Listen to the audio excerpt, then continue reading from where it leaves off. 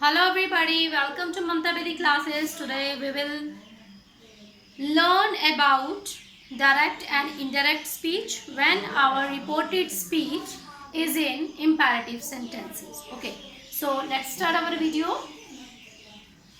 First of all, we will discuss what is the definition of imperative sentences. Okay, these sentences are used to command, request,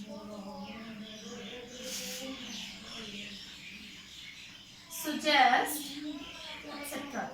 It means ये वाले जो sentences हैं, ठीक है, imperative sentences हम use करते हैं जब हमें किसी को कमांड करना हो, किसी को कोई रिक्वेस्ट करनी हो, ठीक है, किसी को कोई ऑर्डर करना हो, उसके लिए हम ये यूज करते हैं, एडवाइस करने के लिए भी यूज करते हैं, या किसी को फॉरवर्ड करना है, मना करना है, तब हम यूज करते हैं. Then what is the identification of these sentences. Okay, इसकी आइडेंटिफिकेशन क्या होती है? How we can identify that given sentence is imperative sentence. Okay, तो definition क्या होगी इसकी? There is first form of the verb in the beginning. Okay, अगर हम बात करें स्टार्टिंग की, तो स्टार्टिंग में वर्ब की फर्स्ट फॉर्म होती है और some words like please,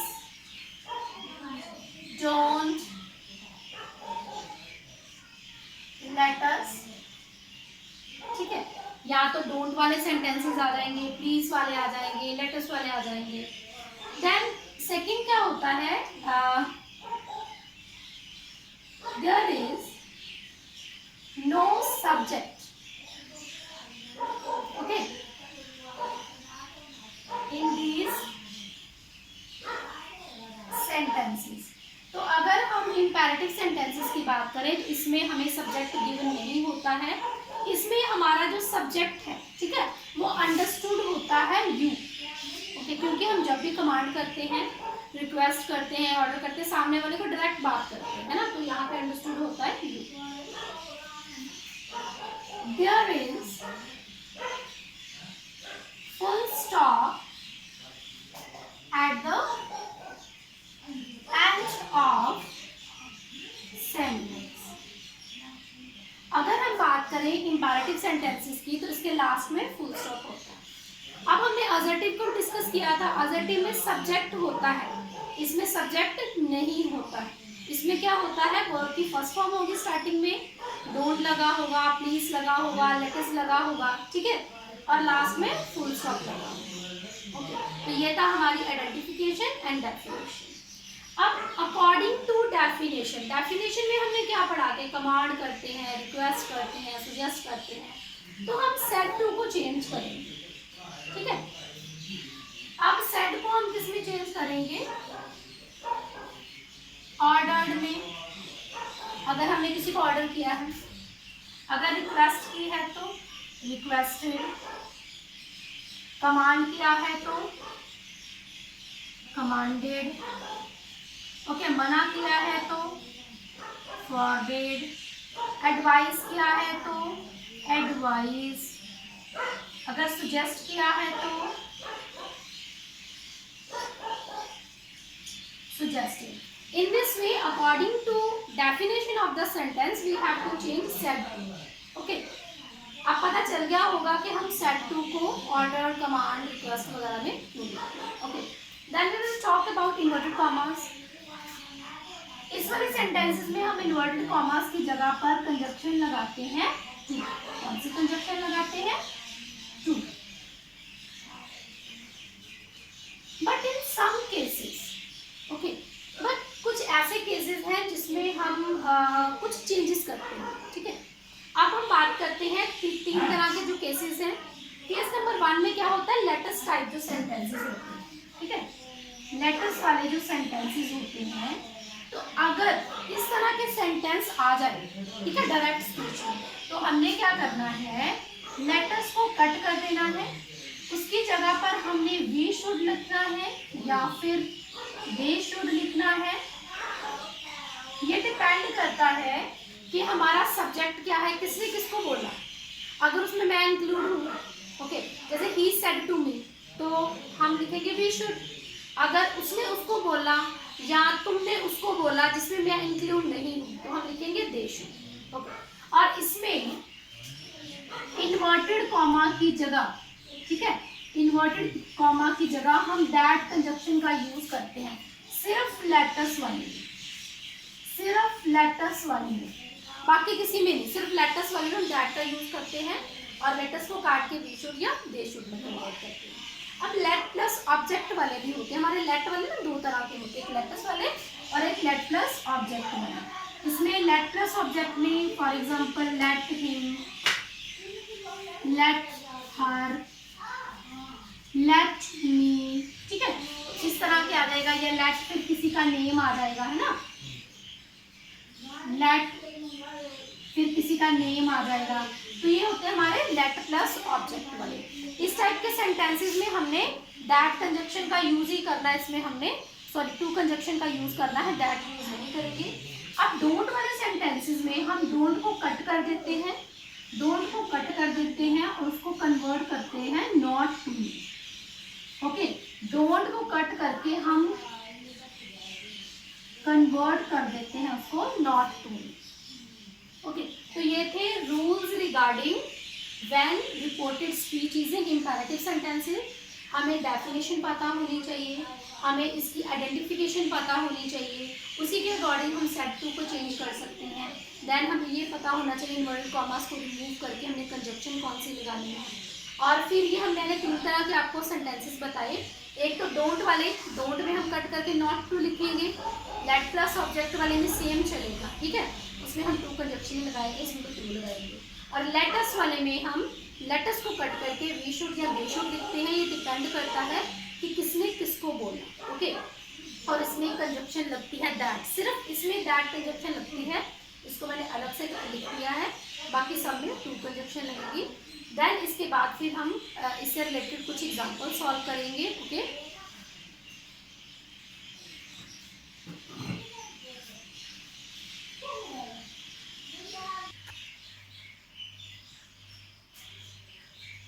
Okay students, we will do some examples so that it will clear to all of us how we can change direct speech when our reported speech is in imperative sentences. Okay, तो हमारे पास 6 step थे, इसको लिख लेते हैं steps को। SSCPTT, it means S का मतलब सेंटेंस को आइडेंटिफाई करो, देन सेड टू को चेंज करो, देन कॉमा को रिमूव करके कंजक्शन ऐड करो, देन पर्सन्स को चेंज करो, ओके। और उसके बाद फिर हमने टेंस को चेंज करना है जिसका मतलब है वर्ब, एंड देन फिर हमने चेंज करना है टाइम एंड प्लेस को इफ गिवन, ओके। तो let's start to changing.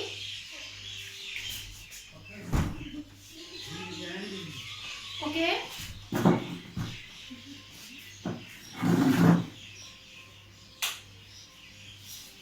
okay students, first of all we will see the reported speech. Okay, you can see here letters। मैंने आपको बताया था कि imperative sentence कैसे होते हैं, उसमें letters हो सकता है, let प्लस ऑब्जेक्ट हो सकता है, उसमें कोई वर्ब की फर्स्ट फॉर्म हो सकती है स्टार्टिंग में, है ना, जैसे ये गेट है तो वर्ब की फर्स्ट फॉर्म है।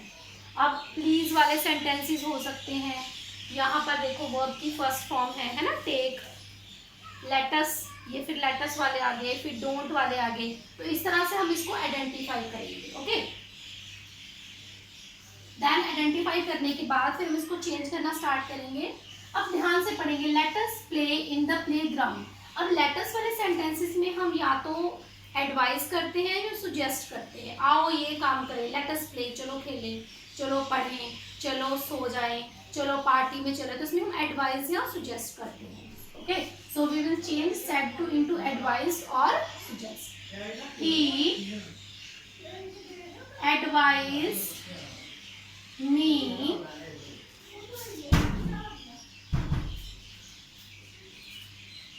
Advise me. अब देखो मैंने आपको बताया था लेटस वाले में हमने लेटस को कट कर देना है, ओके। और यहाँ पे हमने क्या लगानी है, सबसे पहले कंजक्शन लगानी है दैट, और लेटस को कट करके हमने वी शुड या दे शुड लगना है, ठीक है। अब देखो ही सेड टू मी, उसने मुझसे कहा, तो मैं भी इंक्लूड होगी उसमें, ओके। तो हम यहाँ पे लिखेंगे that we should play in the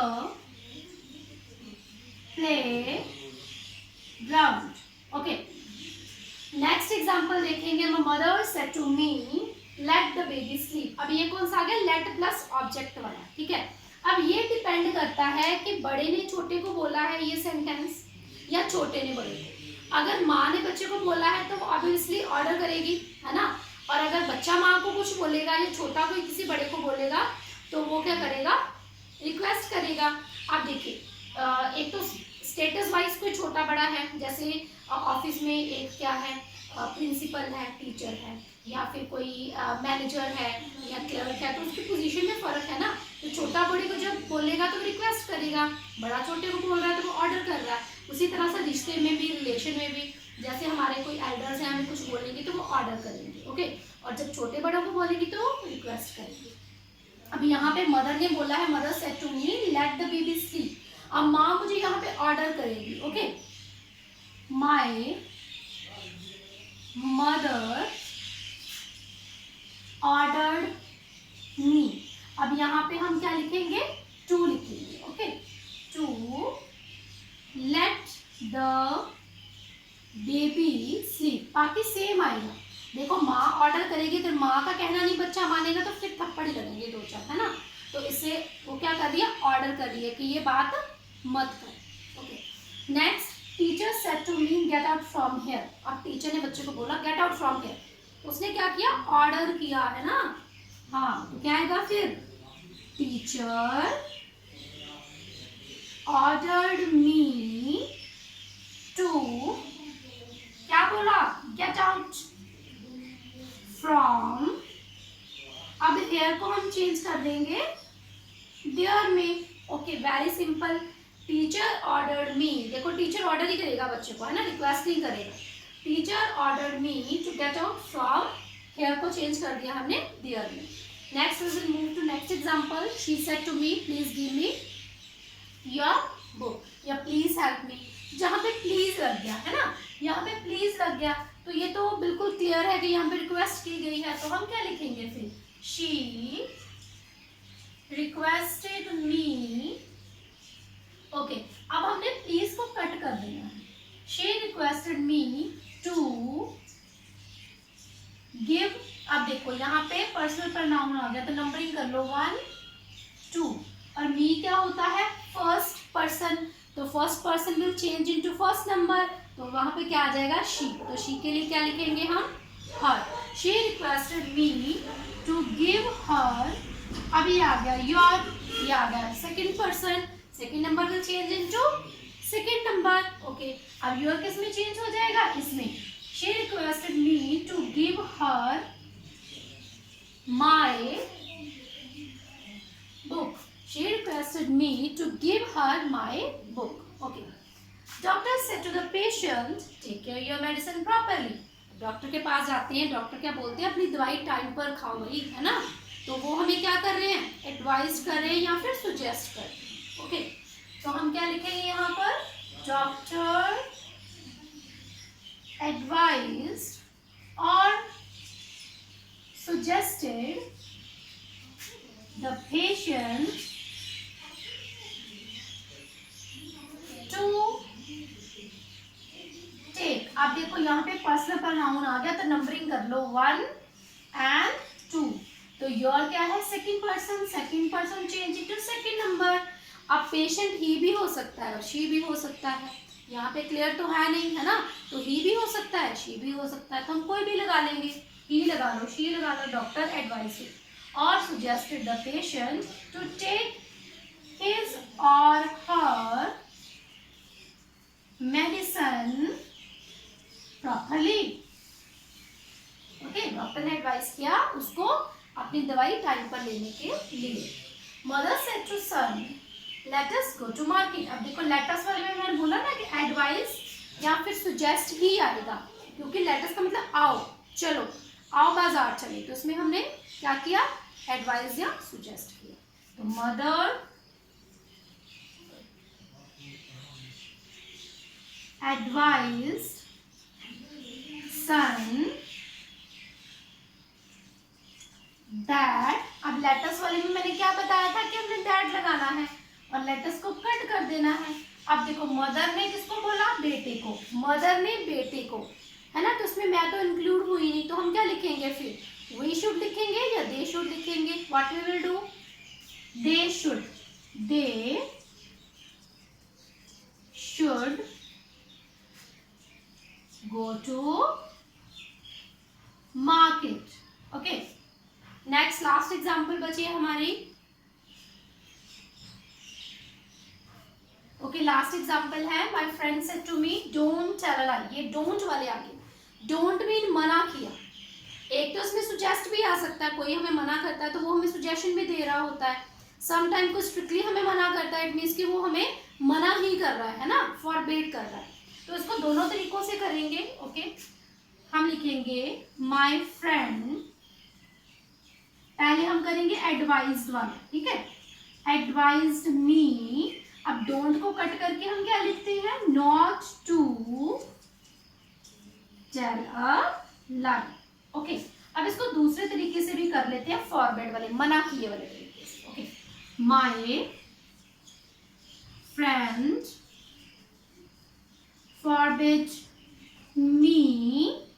अब देखो मेरे फ्रेंड ने मुझे मना किया, किस चीज के लिए, झूठ बोलने के लिए।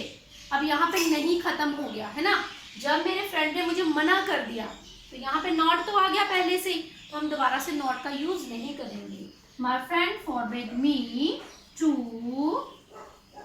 Tell a lie. देखो यहाँ पे आपको कंफ्यूजन हो रही होगी, आपने ध्यान से समझना है कि अगर मेरे फ्रेंड ने मुझे एडवाइस की, मेरे फ्रेंड ने मुझे एडवाइस किया किस चीज के लिए, झूठ ना बोलने के लिए। अब दूसरे में मैं बोल रही हूँ कि मेरे फ्रेंड ने मुझे मना किया, मना किया किस चीज के लिए, झूठ बोलने के लिए। अगर मैं बोलूंगी कि मेरे दोस्त ने मुझे झूठ ना बोलने के लिए मना किया, ठीक है, अगर ना बोल दूंगी तो फिर वो क्या हो जाएगा, गड़बड़ हो जाएगी सारी। तो मेरे फ्रेंड ने मुझे झूठ बोलने के लिए मना किया। ओके, सो यहाँ पर हम नॉट का यूज नहीं करेंगे, क्योंकि फॉरवर्ड का मतलब ही नॉट होता है। Okay, my friend forbid me to tell a lie. I hope आपको ये क्लियर हो गए होंगे हमारे इंपेरेटिव सेंटेंसेस। तो आपने ध्यान से इनको चेंज करना है from direct to indirect speech. Okay, अब हमने सब जगह टू लगाना है, सिर्फ जो लेटस वाला होगा वहाँ पे हमने दैट लगाना है और वी शुड या दे शुड लगाना है। अब ये डिपेंड करता है वी या दे कि किसने किसको बोला। अगर ही सेड टू मी या मी सेड टू ही, तो उसमें मैं भी आ गई, तो मैं लिखूंगी वी शुड। ओके, अगर आ जाता है, देखो इस वाली एग्जाम्पल में मदर सेड टू सन, तो यहाँ पे मेरा कोई भी जिक्र नहीं है ना, इसमें मैं इंक्लूड नहीं हूँ। कोई माँ थी, उसने अपने बच्चे को बोला, है ना, उसमें मैं मेंशन नहीं हूँ, तो वहां पे आएगा दे शुड। माँ ने बेटे को कहा कि उन्हें जाना चाहिए, ठीक है, उसने मुझसे कहा कि हमें जाना चाहिए। There is a difference between we and they. Okay, ये डिपेंड करता है कि किसने किसको बोला। Okay, I hope this all was clear to all of you. Okay, thanks for watching my video. We will meet in our next video of direct and indirect speech. Till then, bye bye and take care.